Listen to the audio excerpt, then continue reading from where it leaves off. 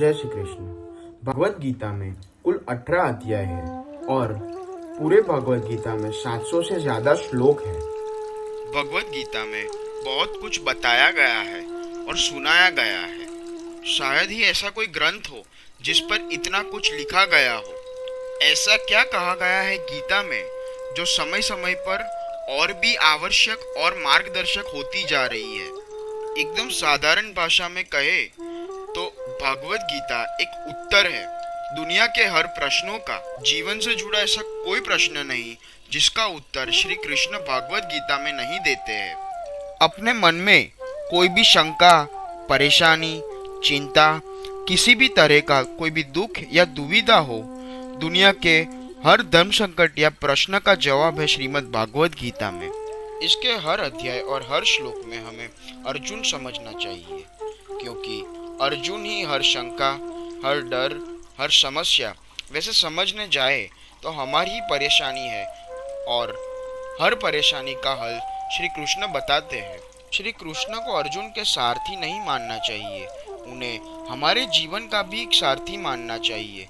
उनके कहे अनुसार हम चलेंगे तो दावे के साथ कह सकते हैं हम सारी परेशानी पार कर पाएंगे और हर परेशानी का रास्ता मिलेगा।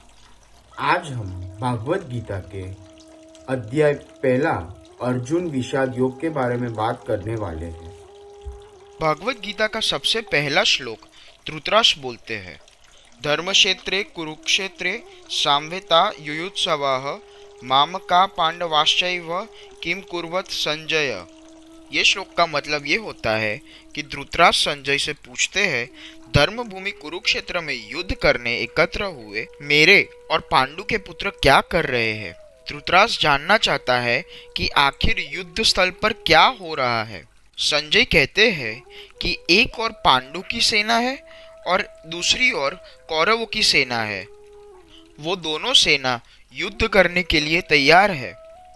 कौरवों की ओर से भीष्म पितामह शंख बजाते हैं और युद्ध की शुरुआत करते हैं।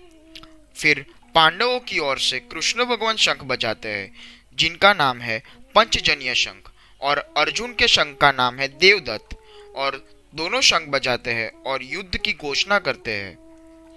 अर्जुन फिर दोनों सेनाओं की ओर देखता है और अर्जुन कृष्ण भगवान को कहते हैं, आप रथ दोनों सेनाओं के बीच में ले चलिए, मुझे भीष्म पितामह और द्रोणाचार्य जी के सामने ले चलो।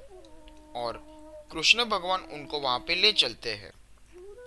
अर्जुन भीष्म पितामह, दुर्योधन, कर्ण, द्रोणाचार्य और सब कौरवों को देखते ही एकदम विषाद हो जाते हैं, यानी कि निराश हो जाते हैं। खास करके भीष्म पितामह और द्रोणाचार्य को देख के ऐसा विचार आता है, भीष्म पिता के सामने मैं बड़ा हुआ, उनकी गोद में खेला, और द्रोणाचार्य वो मुझे अपना बेस्ट स्टूडेंट मानते हैं और उन्होंने मेरे को अच्छी शिक्षा दी। और ऐसा विचार करके वो कृष्ण भगवान को बोलते हैं कि मैं युद्ध नहीं कर सकूंगा। और फिर अर्जुन को शरीर में पसीना आ जाता है, उनके हाथ से धनुष बाण छूट जाता है, दोनों पैर एकदम कांपने लगते हैं और वो रोने लगता है और रथ के पीछे जाके बैठ जाता है। और फिर यहीं से शुरू होता है भागवत गीता का अर्जुन विषाद योग। अर्जुन विषाद योग में अर्जुन कृष्ण भगवान को बहुत सारे प्रश्न पूछता है। वो प्रश्न ये है कि युद्ध में अपने ही लोगों को मारकर मैं विजय नहीं बन सकता हूँ, मैं ये युद्ध नहीं जीतना चाहता हूँ, मुझे राज्य भी नहीं चाहिए और ये सारे सुख भी नहीं चाहिए। ऐसे राज्य और सुख का क्या फायदा। युद्ध में अगर जो मेरे लोग मुझे मारना चाहे फिर भी मैं उनको नहीं मारना चाहूंगा, फिर तो उनको मारने का कोई सवाल ही नहीं उठता है। धृतराष्ट्र के इन पुत्रों को मारकर क्या हमें प्रसन्नता होगी? उनको मारकर हमें पाप ही तो मिलेगा। धृतराष्ट्र के इन पुत्रों को जो हमारे भाई भी है उनको मारना शोभा नहीं देता है। हमारे ही लोगों को मारकर हम कैसे सुखी रह पाएंगे। धृतराष्ट्र के पुत्रों को लोभ के कारण जो सत्य है वो दिखाई नहीं दे रहा है। ये लोग वंश नष्ट होने के दोष को तथा मित्रों से शत्रुता करने में पाप को नहीं देख रहे हैं, लेकिन हमें तो कुल के नाश से उत्पन्न दोषों का पता है। फिर हमें इस पाप या दोष से बचने के लिए विचार क्यों नहीं करना चाहिए।